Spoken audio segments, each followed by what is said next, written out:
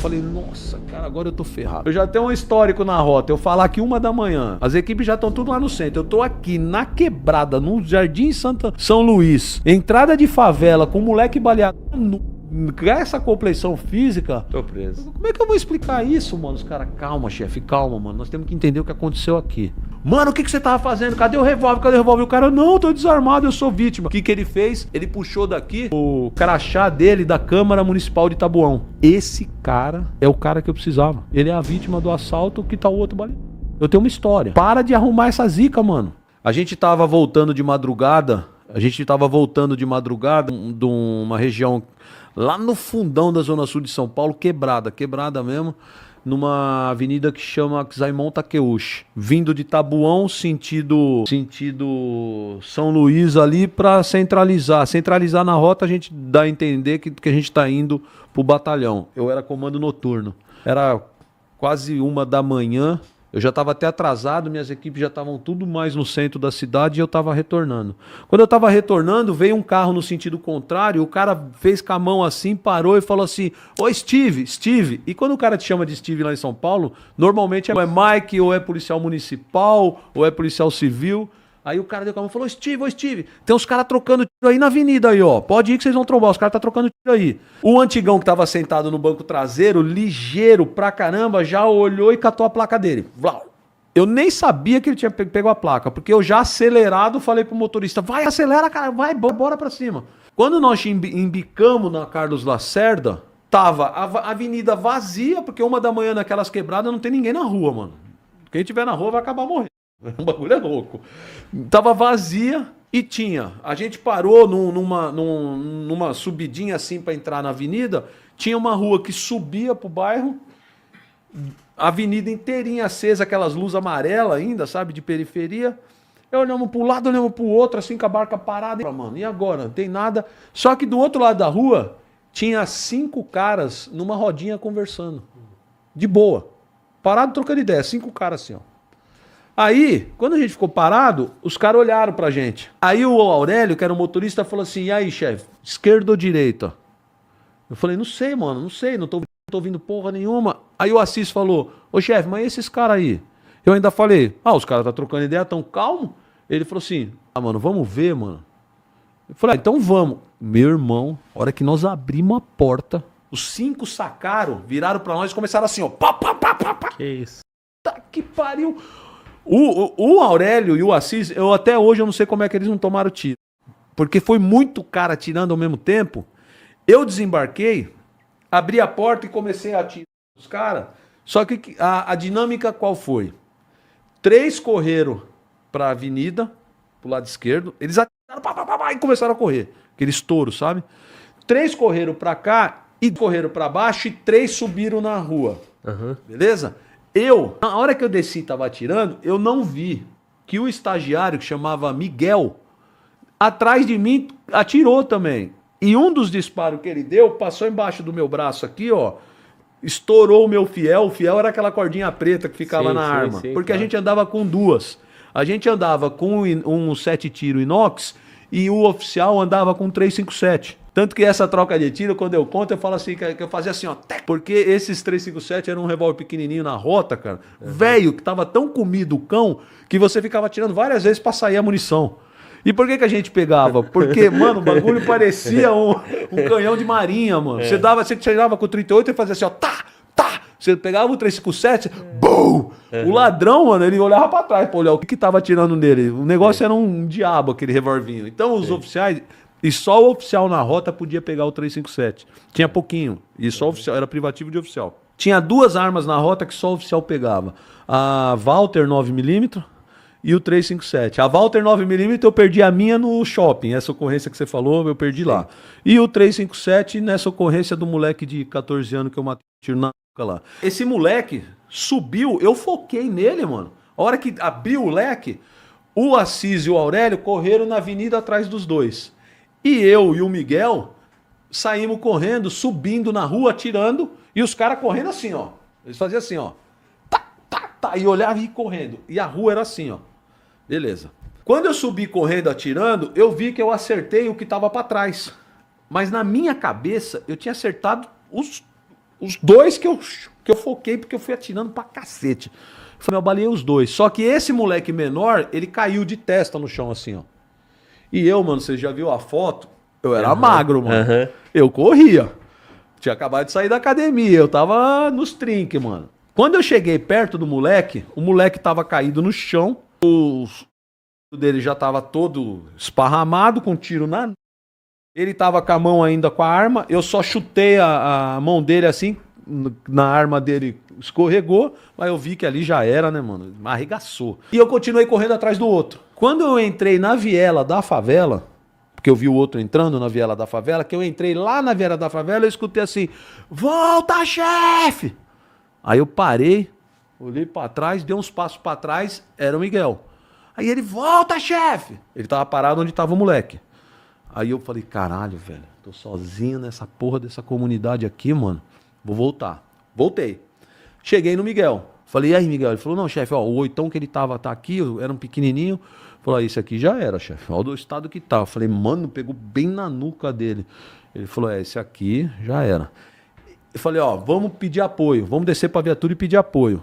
Quando eu tô descendo assim, volta o sargento Assis, que é esse que eu tava essa semana, por isso que eu lembrei dessa ocorrência, e o Aurélio, que era o piloto. Os caras já... Falou: porra, chefe, sem chance, mano. Os moleque novo. Não deu pra chegar. Na avenida, no estouro, perdemos. Eu falei: porra, mano, que merda é essa? Os caras: e aí, chefe? Eu falei: nossa, vai ser louco, né? Que eu vou pedir prioridade na rede e vou falar que eu tô com uma baleada na nuca. 14 anos. Como é que eu vou explicar essa merda? Eu fiquei sabendo que tinha 14 depois, porque na hora eu olhava pra ele... Visivelmente ele parecia que tinha 12. Vai ser ter menos. Meu, eu tenho a foto desse moleque. Se eu trouxer a bolsa, se ela tiver dentro, eu te mostro. Tá. Aí, mano, eu falei: nossa, cara, agora eu tô ferrado. Agora eu tô ferrado. Eu já tenho um histórico na rota. Eu falar que 1 da manhã, as equipes já estão tudo lá no centro. Eu tô aqui na quebrada, no Jardim São Luís. Entrada de favela, com um moleque baleado na nuca, com essa compleição física. Tô preso. Como é que eu vou explicar isso, mano? Os caras: chefe, calma, mano. Nós temos que entender o que aconteceu aqui. Só que o estagiário, ele desceu pra viatura pra fazer a segurança da viatura. E tô na roda trocando essa ideia tensa, porque o estagiário precisou chamar apoio pra socorrer esse moleque. Entendeu? E aí, cara, eu tô conversando com os dois, o estagiário faz assim: chefe, chefe. Aí a hora que nós olhamos assim, cara, o terceiro, que eram 5, 2 correu, um entrou lá na favela, o outro tava com tiro na nuca. Cadê o quinto? Quando a gente olha assim, ó, mano, o cara na sarjeta, que era escura a rua, ele tava assim, ó, encostado, deitado na sarjeta, colado na sarjeta. O estagiário, quando ele desceu, ele viu ele na sarjeta. Ele tava numa distância daqui, ali no mano. Aí ele: levanta, filha da puta, levanta. O cara foi levantando. Aí o Aurélio, o motorista, falou: chefe, esse filho da puta me deu um monte de tiro. Eu falei assim: como assim? Ele falou: esse era um dos caras que tava na frente dos 5 atirando. Aí eu colei nele e falei: ô, mano, cadê a arma? Ele: não, senhor, eu sou vítima. Sou vítima. Eu falei: que vítima o quê? E o Aurélio: não, chefe, não é bandido, é vagabundo e atirou na gente. Eu falei: calma, Aurélio. O Aurélio ficou enlouquecido. O assim: chefe, esse maldito tava atirando, eu lembro dele. Eu falei: calma. Aí eu que tava falando calma, porque os dois ficaram possuídos. Cara: chefe do céu, esse cara tá... Mano, o que você tava fazendo? Cadê o revólver? Cadê o revólver? O cara: não, tô desarmado, eu sou vítima. O que ele fez? Ele puxou daqui o crachá dele da Câmara Municipal de Taboão. Ele falou: mano, eu sou funcionário da Câmara Municipal de Taboão. Os caras estavam me roubando. Graças a Deus que vocês chegaram. Eu falei: mano, São Rota, obrigado. Os caras... Chefe, que nem vocês falam aqui, caô, né? Falou: nada. Lá os caras falam: é Zirgo. Chefe, é Zirgo. Ele tava com o ferro na mão atirando. Não, conversa, mano, você tava com a arma. Aí ele: não, eu sou vítima. Eu chamei os dois polícias e falei assim: mano, calma. Esse cara é o cara que eu precisava. Ele é a vítima do assalto que tá o outro baleado. Eu tenho uma história. Para de arrumar essa zica, mano. Vamos levar essa vítima. Ele: chefe, é pior que engolir pedra com espinho. Esse cara atirou em nós, hein? Eu falei: mano, pode ter atirado, velho, mas ele é a vítima. Ele é funcionário da Câmara de Taboão. É desse jeito. Chega lá, ele vai explicar o que ele tá fazendo aqui 1 da manhã e roubando o quê? Ele tava a pé, deixa ele se explicar. E se ele ficar batendo na tecla que ele é vítima, eu tenho uma história. Eu não vou brigar com ele mais. Chega. Beleza. Então tá bom. Só que nessa hora que os caras estavam dando a geral nele, O sargento Assis andou mais uns passos pra trás. O que ele achou? O 8. Tudo picotado. Tô falando pro senhor, chefe. Eu não falei pro senhor. Ó, o revólver desse filho da puta. E ele, que era negrão, ficou branco. Não, não é meu, não é meu, não é meu. Mano, bota o grampo nele. Você é vítima, mas você vai no grampo. E você vai explicar esse revólver do teu lado aí. E você vai explicar tudo no DP. Beleza. Fomos pro 37 DP no Campo Limpo. Quem era esse cara? Irmão de um vereador de Tabuão. Olha que da hora a ocorrência. Tá ficando bom. Quando eu chego no 37 DP, o delegado que tava de plantão, um cara super bacana que depois foi preso e expulso da Polícia Civil, ele era dono de um hotel milionário lá, era um cara que não valia nada. Quando nós chegamos lá... Super bacana, entendi. Super bacana. Tá. Quando nós chegamos lá, esse delegado começou a tratar a gente no esculacho, eu tava achando muito estranho, querendo arrumar uma zica, e em 5 minutos me chega... Eu tô lá, primeiro ele chamou o negrão, ele falou assim, por que esse cara tá algemado? Aí eu falei, porque ele fala que ele é vítima, mas ele se escondeu na sarjeta, perto dele tinha um revólver com todas as munições picotadas e os 2 policiais, o motorista e o terceiro homem, tem certeza que ele atirou. Agora nós estamos no mato sem cachorro, porque eu tenho dois caras que correram, eu troquei tiro, um eu baleei, tá lá, morto, foi socorrido, tá morto. Esse fala que é vítima, mas os meus policiais falam que ele atirou, achamos a arma, tudo, e ele tem que explicar o que aconteceu ali, porque até agora a gente tem dúvida. O delegado falou, é um absurdo, tira a algema dele, ele é a vítima. Vocês estão a um passo de ser autuado por abuso de autoridade. Ele é irmão do vereador tal, que já me ligou, está a caminho. Eu falei, ô doutor... Está apresentado. Se o senhor quiser tratá-lo como o senhor quiser, fique à vontade. Não me interessa mais. Pode tratar ele bem pra caramba. Porque ele já ganhou a noite dele, viu? Porque se ele atirou na rota e ele tá ileso, ele pode começar a orar aqui agora, agradecer a Deus. Então, da minha parte, trate ele como o senhor quiser. Mas com ironia, sabe? Porque eu sabia que esse filho da puta tinha atirado. Mas eu precisava da versão que ele tava dando. Pra mim era boa. Entendeu? Mano, o tenente Vinícius, que veio pra apoiar, eu tinha passado pra ele por telefone que o outro cara, eu tinha certeza que eu tinha baleado ele, o que entrou na favela. O que ele fez? Mandou as rotas em todos os PS da Sul. Ele me acha o cara baleado num PS. O cara tava entrando pro centro cirúrgico e tomou um tiro nas costas, um tiro na bunda e um tiro no braço. Esse tenente Vinícius me arranca ele de dentro do DP, volta com ele pra favela. E esse cara mostra onde estava a pistola, que ele estava na mão, que ele jogou dentro de uma casa. Os caras pegam a arma. E os caras resolvem vir pro 37 para me trazer o baleado com a pistola. Me ligaram e falou, irmão, você não vai botar a fé. Achamos o desgraça que correu, entrou na comunidade. E consegui recuperar a pistola dele. Falei, nossa, Vini, isso é muito top, mano. Vem que você vai me ajudar na ocorrência. A hora que ele entrou na rua do 37 DP... Tinha um Passat Pointer, lembra do Passat Pointer? Lembro. O Passat Pointer era do vereador de Tabuão, que tava na sala do delegado brabão com a rota. Que o irmão dele tinha sido algemado, pá. Não tinha 2 caras que correram na avenida? Sim. A viatura, quando chegou, os 2 da minha equipe foram lá pra pegar o baleado e a arma pra trazer pro DP. Quando eles saíram na rua, que eles olham o Passat Pointer, quem tá dentro do Pointer? Os 2 que correram na avenida. Caramba. Os caras, mano, é os caras que correram. A viatura do Tenente Vinícius... Junto com o vereador. Não, o vereador tinha ido sozinho pra dentro do DP. Os 2 falaram, eu não vou entrar no DP que vai que os caras me reconhecem. Ficaram na rua. Sim, mas o Passat era dele. O Passat tava no nome do vereador. Tá. Quando a viatura parou, que os policiais viram, falou, mano, os caras que estavam na avenida, tá naquele carro, tá naquele carro.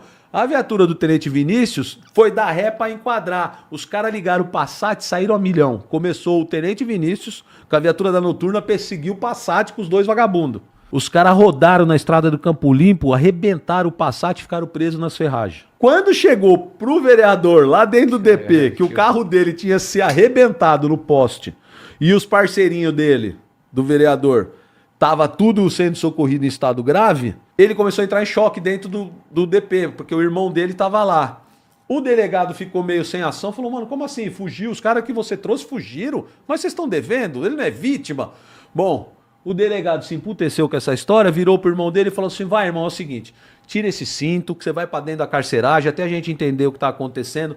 Quando ele tirou o cinto, mano, a calça dele abaixou, ele tinha um caminho de rato na bunda, em carne viva, sangrando, porque todo chamuscado. Aí quando nós olhamos aqui, ele falou, meu, que merda é essa? O que tá acontecendo? Ele falou, senhor, eu vou falar a real, vai, mano. Quando eu saquei o oitão pra atirar neles, eu mesmo me baleei. Caramba. Aí ele, que é? Ele falou, quando a gente foi atirar nos polícia aí, eu tava com a arma aqui, ó, eu puxei e eu mesmo me baleei. Aquele revólver que eu joguei na sarjeta, eu tava com ele, eu atirei na viatura e eu dei um tiro na minha bunda sem querer. Nossa, cara, aquilo pra mim, assim, é muito bom, né, velho? Aí eu olhei pra cara do delegado e falei, e aí, trata ele bem, trata ele bem. Irmão do vereador. Eu tenho essa matéria guardada dessa ocorrência do 37DP, porque nós viramos à noite, cara. O vereador sumiu, não acompanhou o flagrante do irmão, rapou fora. Por que nós fizemos na sequência? Aciona a imprensa, porque agora nós temos. Agora virou o São Rota, transformou a ocorrência na coisa mais linda do mundo. Sim. Entendeu?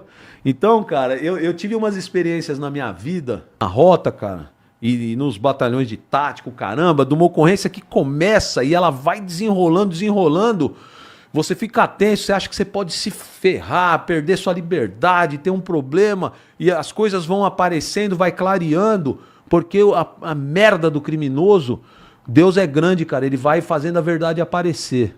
E aí você dá um prazer na hora de ir embora, Como é que é o mano. nome? Então, São Rota é foda. São Rota. Mas olha só, irmão. O que tu me contou aí? Porra, Do nada. O problema apareceu pra vocês. 5 caras ali. Vamos ali ver qual é. Os caras já... Todo mundo sacou e todo mundo atirou na polícia. O sargento, né? Isso. Qual é o nome dele que tu falou? O que tinha certeza? Aurélio? O Aurélio e o Assis. O Aurélio falou, irmão, ele atirou em mim. Mas aí como é que faz? Porque olha a complexidade disso aí para nossa audiência entender. Do nada, o polícia toma tiro antes mesmo de fazer a abordagem. Depois, o polícia tem certeza que o cara atirou, mas o cara tá sem arma, como é que prova? Beleza? Depois tem o menor. Como é que tu justifica o menor morto? 14 anos, mas parecia ter 12. Pior, com tiro na nuca. Como é que tu prova que o cara tava, porra, virando pra trás e atirando? E pra fechar, um político envolvido, né? Pra proteger. Aí o cara, porra, é irmão do vereador. Aí quando tu chega na delegacia, o poder político exerce, porra, um temor, né? Provoca um temor dentro da polícia, porque o polícia, lamentavelmente, ele teme muito o político, come na mão do político e, porra... Se tiver uma merda... era um tranqueira, tanto que foi expulso. Se tiver uma merda com um parente de político, todo mundo já quer abafar, todo mundo já tem medo. Tudo isso... Numa ocorrência em questão de, porra... Faltou uma pergunta tua. Por favor. Pergunta pra mim assim, e afinal, o que os 5 estavam fazendo lá? Tá, tudo bem. Não faltou essa pergunta? Porque assim, é um bagulho tão louco essa ocorrência, tão louco... Que você fala assim, tá, mano, da onde que 5 moleque resolve ficar numa esquina conversando e resolve atirar na rota? Não é louco? Não, eles resolveram porque vocês iam abordar, né? Vocês estavam desembarcando do carro, né? Ó a história como é que foi. aí. Porque depois que a casa caiu, que foi grampo desse trouxa aí que tava com a bunda arrombada lá, ele rachou tudo. O que acontece? Você lembra como começou essa ocorrência? Não foi um cara num carro branco que falou, Steve, estão trocando tiro? Ou seja, antes da gente embicar na esquina, esses caras tinham efetuado disparos. É que a hora que a gente parou com a viatura, eles já tinham colocado as armas. Lembra que eu te falei que o cara correu e ele entrou na entrada de uma comunidade? A história foi o seguinte, que depois eles explicaram. Os 5 moravam... E uns caras daquela comunidade eram amigos deles, entre aspas, e foram em Tabuão para uma festa lá. E teve uma treta lá. Esses caras pegaram as armas e foram cobrar a treta lá na comunidade dos outros caras. E quando eles chegaram, eles trocaram tiro com eles, da comunidade. Os caras que trocaram tiro com eles correram pra dentro da comunidade. Eles voltaram pra esquina e estavam bolando se eles iam entrar pra buscar ou deixar pra outro dia vir de novo trocar. Até que a rota apareceu do nada. Essa foi a história.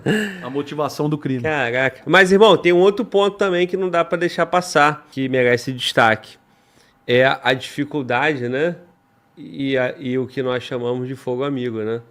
Tu tomou um tiro Você acredita que esse tiro, eu fui perceber ele quando eu tava no DP, já calmo, tranquilo, que os caras olharam e falaram, ô chefe, quebrou o fiel aí. Quando eu peguei o fiel, que tava pendurado, ele tava queimado. Eu falei, nossa, tá queimado. A hora que eu puxei assim, ó, tava tudo chamuscado aqui embaixo.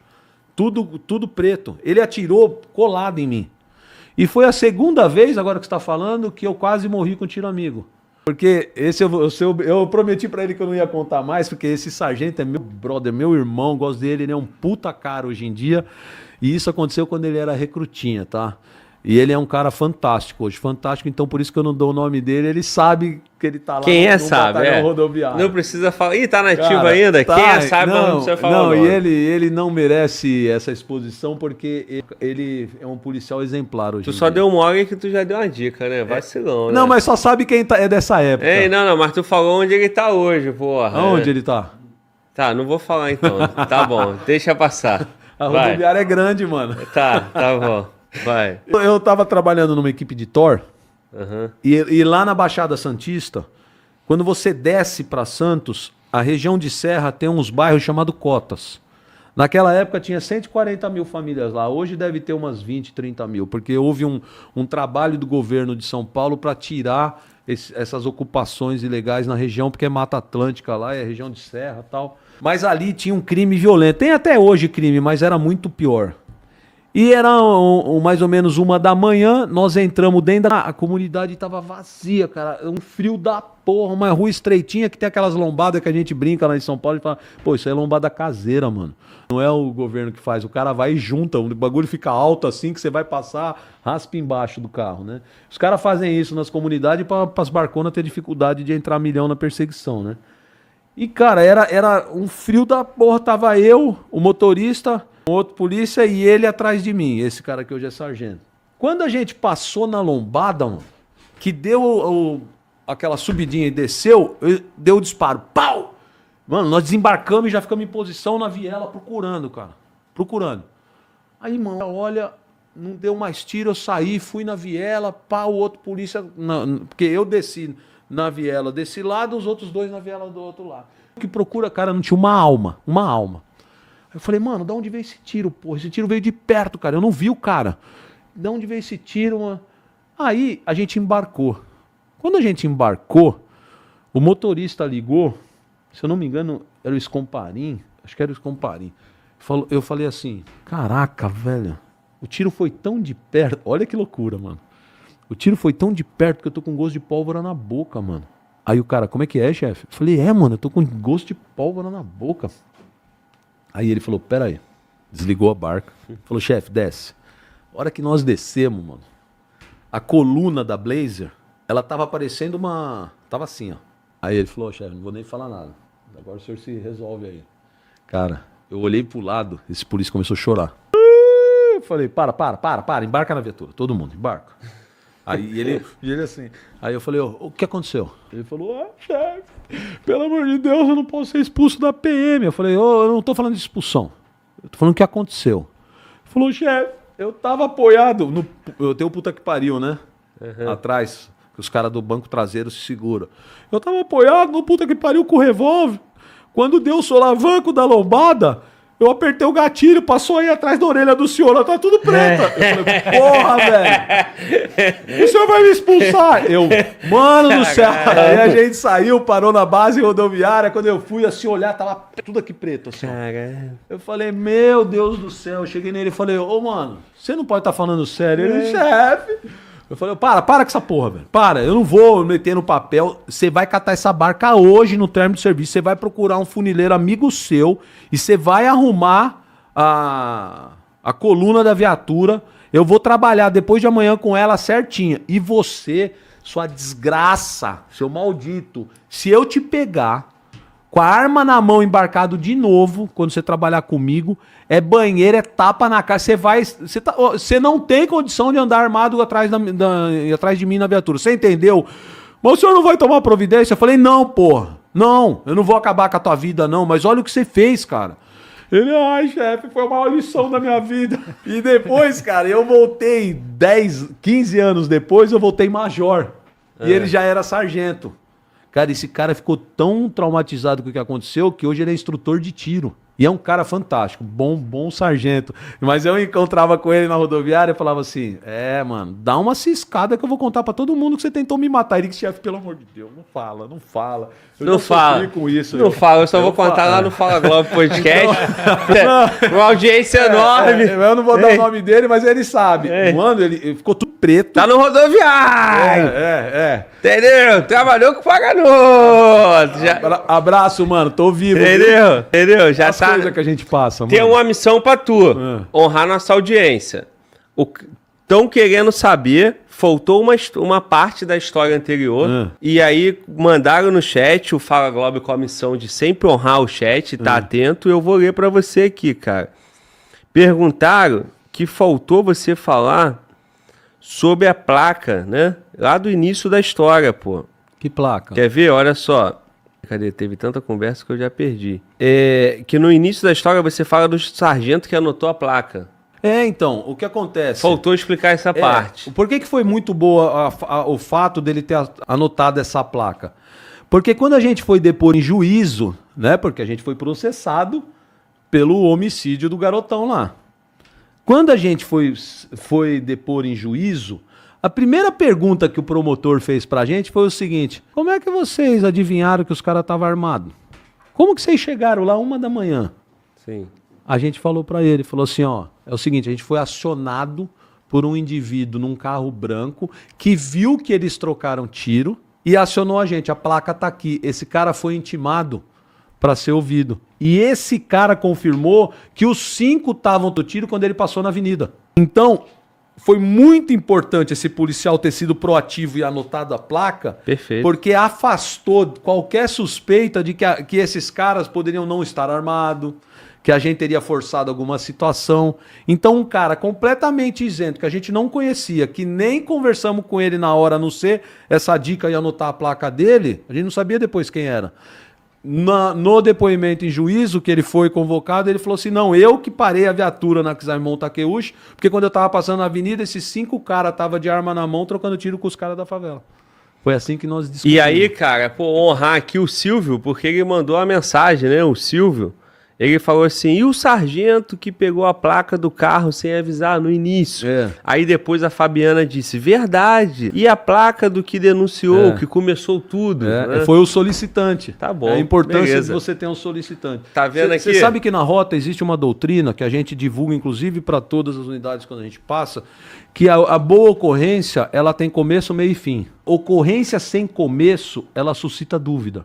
E isso é uma técnica que eu sempre falava para os policiais em instrução, falava, gente, você sempre deixa bem esclarecido o que motivou a tua ação, é o começo. O começo duvidoso, ele é uma desgraça na apuração jurídica.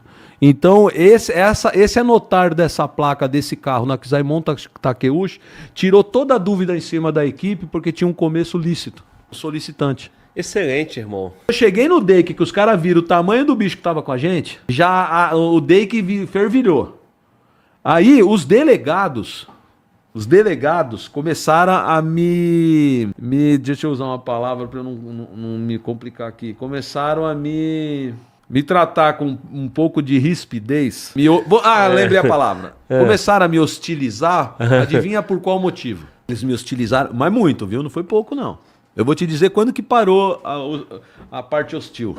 Eles começaram a me hostilizar no primeiro momento que eu falei que eu estava fazendo um trabalho com interceptação.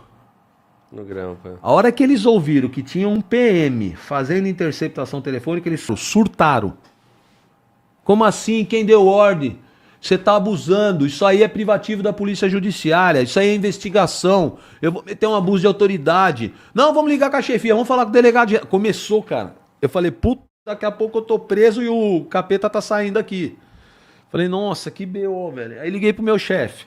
Aí meu chefe, não, mas você falou que você tava com interceptação? Eu falei, ô comando, eles queriam saber como é que nós chegamos numa reunião com 15 ladrão, eu tive que contar a história.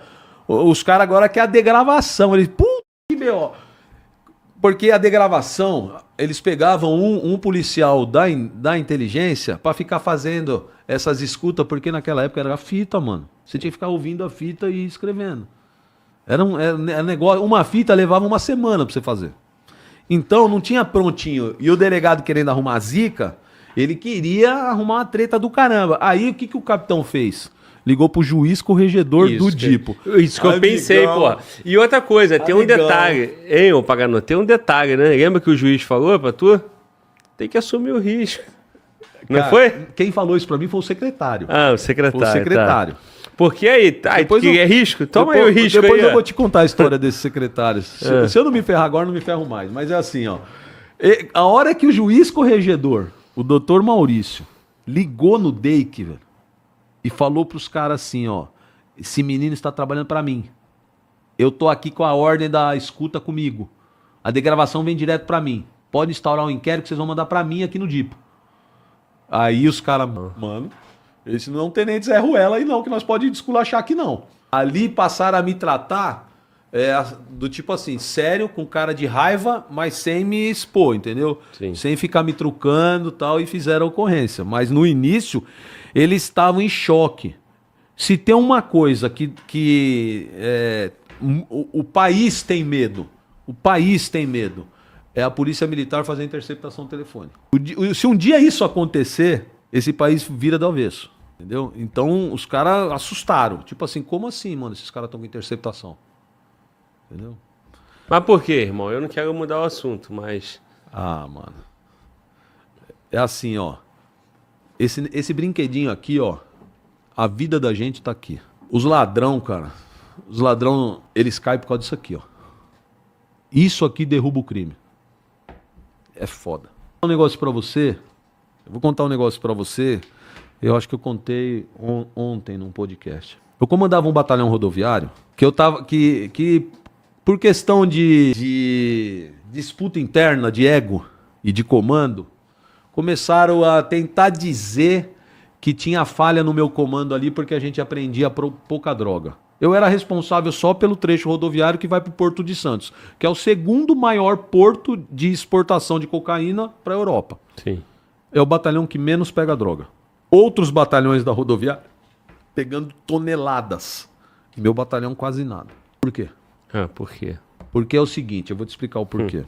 Porque o batalhão do interior, o delegado da Polícia Federal, o auditor da Receita Federal, eles moram nas mesmas cidades onde moram os comandantes, onde os filhos estudam junto, vão na mesma igreja, na pizzaria. Aí a delegacia da Polícia Federal tem 10 agentes, não dá conta de tanta demanda. Só que essa proximidade, o pessoal do interior, os delegados de polícia se relacionam muito melhor com os comandantes de polícia. O pessoal do interior ainda um dá bom dia pro outro. Conhece o sobrenome, conhece os parentes. A cultura do interior, ela ainda é muito mais comunitária do que nos grandes centros. Então existe, tipo assim, uma confiança e um conhecimento entre as pessoas muito mais próximo. Eu vou dizer pra você assim, ó, minha família é de uma cidade lá em São Paulo chamada Descalvado. Quando eu viajava pra lá e eu ficava com a minha avó que já faleceu, todo mundo que passava na calçada falava: "Tarde, dona Nena." "Bom dia, dona Nena." Ela: "Bom dia, seu fulano." "Tarde, seu fulano." Todo mundo se conhece, entendeu? Então, nesses trechos do interior aí, o comandante chega para um delegado da Polícia Federal ou para um cara da Receita e fala: "Ó, tudo bom, doutor? Vim me apresentar aqui. Eu sou o capitão comandante aqui da cidade de Ourinhos. Tá aqui na divisa. Eu tenho uma tropa grande aqui. Eu tô à disposição do senhor. Qualquer cana que eu der aqui de tráfico, eu apresento para o senhor. O senhor que vai fazer a investigação. O senhor vai me usar como um braço armado para prender, que o senhor tem pouca perna. Eu vou divulgar que eu aprendi uma tonelada e faço a foto do seu lado se o senhor quiser. E falo que é uma operação conjunta." Cara, direto, os caras trocam informação e falam assim, ó, vai passar uma carreta azul, Scania, final 36. Os caras põem no projeto radar uma carreta Scania, final 36, no projeto radar. Nessas rodovias com menor volume, você consegue filtrar e você pega e tem uma tonelada. Vamos para a outra realidade. Grandes centros. Você vai lá, ô doutor, tudo bem? Quero ficar amigo do senhor. Ele, tudo bem? Estou à disposição do senhor. Ele, se eu precisar de alguma coisa, eu falo com você. Ele nunca te liga. Ele nunca te passa nada. Você vai lá, você promete fidelidade mais do que com a sua esposa. Ele não te passa nada. Nunca. Não existe nada que venha de cima para baixo dizendo assim, ou vocês começam a trabalhar junto e produzir, ou vai ficar ruim para todo mundo. Não tem isso. E não tem essa cooperação. E aí, cara... Mas isso é proposital, é intencional? Ah, tira suas conclusões. Tem... Tira você, é assim para que não pegue mesmo? Tira você essas conclusões que você tá aqui no Rio. Eu tô lá em São Paulo ainda. Ah, entendi. Tá Entendeu? bom. É assim, então, ó, eu que tô no Rio e você que tá no Brasil... Já... Essa integração que o pessoal tanto divulga quando quer as palmas, ela é pontual aqui, ali, quando precisa, tal. No dia a dia da rotina não é, velho. Eu fiz um podcast com um colega da Polícia Civil esses dias, eu perguntei se entre as delegacias da especializada dele eles conversam. Falou, não, ninguém passa nada pra ninguém. Pois é. Não para, cara. Então, assim, a gente vive também de muito roteiro inventado aí pro bater palma, e aí eu tô falando essas coisas aqui, depois eu vou ser esculachado lá em São Paulo. Mas, é o seguinte, eu não pegava droga, certo? Aí eu cheguei, chamei um tenente, tá lá no meu antigo batalhão, que eu saí em janeiro agora. Tenente bom, cara, chama Frederico. Moleque fuçado, gosta. Cheguei pra ele e falei assim, ô, mano, puta merda, hein, cara, trouxe você pro meu batalhão, você era lá do batalhão de ações especiais, do tático, do caramba, 4 das comunidades, agora você vem pra rodoviária e você não pega nada. Comecei a provocar. Falei, faz o seguinte, meu, vai lá na Polícia Federal e inferniza os caras até eles te dar alguma fita boa aí, vai, meu. Informações, né, inteligência, vamos pegar informação, que a gente não tem nada aqui, não tem inquérito, a gente não investiga, a gente não tem informação. Ah, tá bom, chefe. Ele foi lá, cara, ele começou a ir toda hora, toda hora. Chegou um dia que um agente federal falou assim, porra, mas você é chato, hein, mano? Puta merda, eu vou ajudar você pra você parar de encher meu saco. Faz o seguinte, ó, domingo agora, aborda uma Toro Vinho que vai descer a Imigrantes no período da manhã. A Imigrantes, cara, passa 40 mil veículos lá a cada 2 horas. O tenente, cara, ele ficou parado no túnel das 8 da manhã assim, ó, o Toro. A hora que passou a Toro Vinho, ele abordou, primeiro perseguiu, bateu, um Zulu do caramba, abordou. Quanto tinha na Toro? 700 quilos de cocaína. Que isso. 700 quilos de cocaína foram apreendidos porque um agente federal falou assim, ah, tá, tô de saco cheio, vai lá, aborda um carro lá na... Vou te dar uma ocorrênciazinha, vai, pra você. Imagina se... Então eu conto essa história para dizer para você assim, você imagina se uma polícia de 84 mil homens tivesse investigação. A gente só pode investigar crime militar, o resto... Fica sem informação aí que é melhor. A verdade é essa, é que não pode falar. A verdade é essa. Pois é, irmão. 84 mil homens com presença em todo canto. Sem informação. Que conhece, né? Tem como trabalhar a rua, melhorar ainda a colaboração. Aí os caras montam alguns grupinhos. Não, na Secretaria de Segurança tem lá um pessoal que é PM, tem um tira, tem um delegado, tem um oficial e tá trocando. Tem algumas, não vou ser leviano, tem algumas iniciativas. Mas, cara, são iniciativas pontuais para fazer uma operação, para levantar o nome aqui, para dar uma respostinha ali. É aquela história assim, ó, a pessoa bebeu a bebida, ficou cega. Morreu 2, morreu 3, opa, a imprensa começou a bater, vamos dar uma resposta rápida. Prende 30 casas de adulteração de bebida.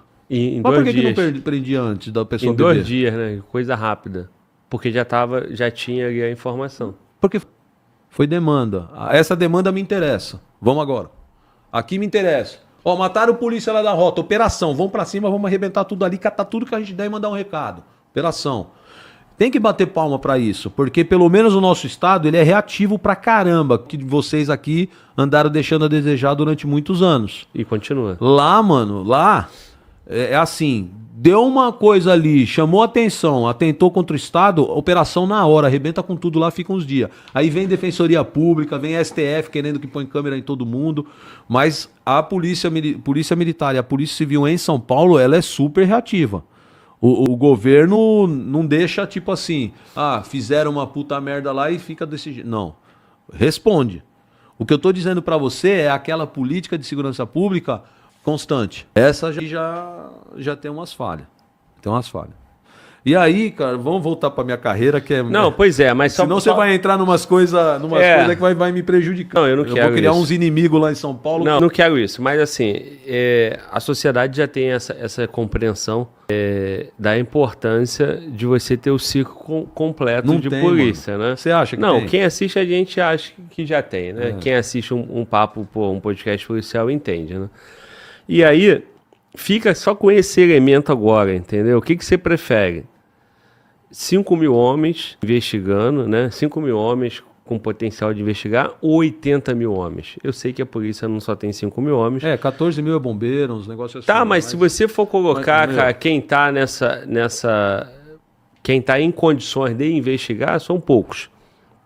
Outro ponto. Por que dentro da própria instituição, uma especializada não conversa com a outra? Isso, cara, também fica esse elemento para a sociedade refletir. E o político que quer apresentar a solução, e se ele não falar disso, você já levanta as antenas aí e fala, ó... Ele tá gostando da condição atual. De baixa eficiência. Então é isso. E tem um problema, sabe qual que é um problema também? Quando a gente pega os números de prisões que as polícias de todos os estados estão fazendo, militar, civil, guarda, é tão estrondoso o número de prisão que todo mundo vende a seguinte notícia. As polícias são extremamente eficientes. Prendem muito. O problema está no judiciário que não mantém preso. O judiciário fala que a polícia prende mal. Hoje o mote é esse, né? As polícias estão arregaçando de prender, o judiciário não mantém preso, e é esse o grande problema. Isso é uma verdade. Isso é uma verdade. As polícias estão prendendo muito. Mas por que as polícias estão prendendo muito? Porque o crime tá igual a erva daninha, cara. O crime tá esculachado em todo lugar o tempo todo. Então, por isso que tá tendo muita prisão. Uma coisa, o fato da gente estar fazendo muita prisão não exclui a baixa eficiência em termos de processamento de informação e inteligência. Essa é outra questão. Se a gente está prendendo muito, imagina se a gente prendesse com muito mais eficiência e processamento de informação aqueles que realmente impactam o mundo criminoso. Porque eu ficar prendendo nóia e ladrãozinho é bom também, é bom porque às vezes o nóia mete o latrocínio com uma faca na mão. Eu não desconsidero a prisão do ladrão mais fuleiro. Tem que prender todo mundo. Mas no nível muito mais alto, que é aqueles que fazem a gestão do dinheiro, caramba, e se infiltram até em camadas de governo, esses aí só processamento de informação, meu. E aí é complicado, né? Deixa eu colocar alguns elementos aqui da interação do chat. Mano, Walter, vê qual é o superchat do Rocha e Silva aí, pra gente ler. Eu já te peço. Aqui eu vou ler. Um camarada acabou de mandar um superchat. Vigilantes do Brasil. Meu Deus, coronel. Você sabe que tá falando sobre a Toro Vinho com 700 quilos agora? Se o advogado dos malas estiver assistindo, eles anulam este processo. Glauber, pelo amor de Deus, cara, não puxa para de puxar certos assuntos, nos ajude aí. Ele dando esse alerta, né, preocupado, né, com essa situação, porque Brasil, tudo se derruba, os processos por conta de então, fruto da árvore envenenada. É isso que eu ia falar sobre isso agora. Ô, irmão, não é um traficante preso ou solto que está fazendo diferença nesse problemaço que a gente precisa soltar umas verdades para a sociedade começar a ter noção das coisas. Soltar traficante grande, isso aí está sendo dia. Não vai mudar nada. Esse da Toro aí, eu garanto para você que ele já deve estar na rua. Porque essa ocorrência tem mais ou menos uns 6 anos. Já deve estar solto. Então não se preocupe não. Eu vou contar uma coisa para você. A questão da teoria da árvore dos frutos envenenados. Hoje a gente tem que tomar muita cautela com os policiais para que os policiais não produzam tal da prova ilícita, né? Eu acho que naquele primeiro episódio nós falamos sobre isso, né? Não nos falamos sobre a teoria da árvore dos frutos envenenados? Provavelmente. Eu não falei sobre uma ocorrência lá de Sorocaba dos caras... Pior é que o Tarcísio falou sobre essa ocorrência outro dia. Eu não sei se ele assistiu o podcast ou se ele tinha conhecimento. Do Astra, com o casal dentro que tava com uma Jericó e com um tijolo de droga. Contou aqui, cara? Eu contei aqui? Acho que não. Então, olha. Inclusive, você narrou, com muito mais detalhes agora, a ocorrência que você já tinha falado Na primeira vez e a audiência, porra, é reprise, é gravada, aí fica os caras no chat aqui, né, causando tumulto. Eu respondi então eu vou eles. falar dos fuzis. Nessa eu não tô lembrando, cara, do Astra. Eu acho que não. Mano, Walter... Então, a história é porque você vê, ó, eu tenho quase 40 ocorrências, eu acabo contando ocorrências que eu já contei, mas a história é o seguinte, a gente precisa tomar muito cuidado, porque eu não lembro se eu falei sobre a diferença da abordagem administrativa e da abordagem criminal, eu acho que nós conversamos sobre isso, porque o policial rodoviário, ele estava fazendo um bloqueio para fiscalizar licenciamento, que é uma abordagem administrativa. A abordagem administrativa, você tem um procedimento operacional, ela está baseada no poder de polícia, você não pode nem dar geral. A arma tem que ficar no coldre, porque você está indo ali para uma infração administrativa. O procedimento operacional de arma apontada, ou na posição sua ou no terceiro olho, com busca minuciosa até se for necessária, é a busca daquela do 244 do Código de Processo Penal, que é a fundada suspeita. O policial aborda um Astra na rodovia, um casal, para fiscalizar licenciamento. Só que evolui na conversa, os dois caem em contradição, tão nervosos, ele vai dar geral no carro, um pacoteira de droga e uma arma calibre restrito, vindo do Paraguai, tráfico internacional de arma e droga. Prisão, os caras ganham medalha, parabéns, tudo de lindo, sai no jornal, beleza. 3 meses depois, audiência na Justiça Federal. Audiência na Justiça Federal, o juiz pergunta, qual o motivo do bloqueio? Ah, não, estava fazendo fiscalização de licenciamento. Uma ordem de serviço mandando fiscalizar licenciamento.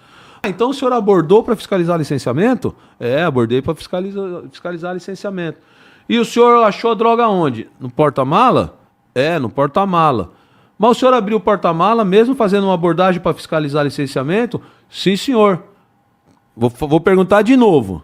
O senhor fez a busca no carro em razão de estar fazendo uma operação de licenciamento? Sim, senhor. Ele parou a audiência, liberou o casal por prova ilícita, por abuso de autoridade do policial. Porque o policial teria que ter respondido o seguinte, não, eu iniciei a abordagem para licenciamento, mas a hora que houve a contradição, iniciou a fundada suspeita. E aí eu mudei a abordagem para do 244 do Código de Processo Penal, e aí eu fiz a busca minuciosa porque eles entraram em fundada suspeita. Eu mudei a abordagem ali. Só que como o policial não estava preparado para essa maldade técnica, jurídica, ele respondeu, não, eu realmente comecei com licenciamento, depois eu dei a geral no carro. O juiz pegou aquilo, o advogado falou, puta, que delícia. Você abusou de autoridade, você não podia ter feito busca minuciosa numa abordagem administrativa. Abuso de autoridade, prova ilícita, derreteu o que vinha depois de prova, soltou o casal primário, sem responder processo nenhum, e os policiais foram indiciados. Então, esse é um caso que ficou no 5º Batalhão Rodoviário lá, que escracha o que é a possibilidade da justiça inverter totalmente os papéis. E eu ainda já vi no chat muito doutor respondendo assim, quando eu conto isso em podcast. O juiz está certo, está seguindo a lei. O policial que é burro não sabe trabalhar. Então, cara, eu até concordo que juridicamente, tecnicamente, o juiz está certo, tudo. Só que eu fui depois, já nos meus 35 anos, onde um juiz, se percebesse isso, ia falar, ô policial, eu vou perguntar de novo.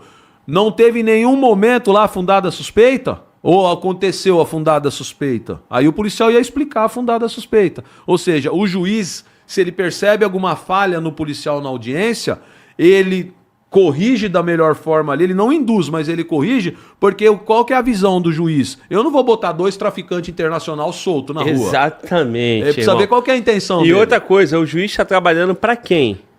Para a sociedade, meu. Porra, meu. Quem paga o salário dele? Mas aí o contrato social que ele estaria para ser juiz, ele não vai botar um inocente preso. A sociedade não quer isso, nem está pagando salário para isso.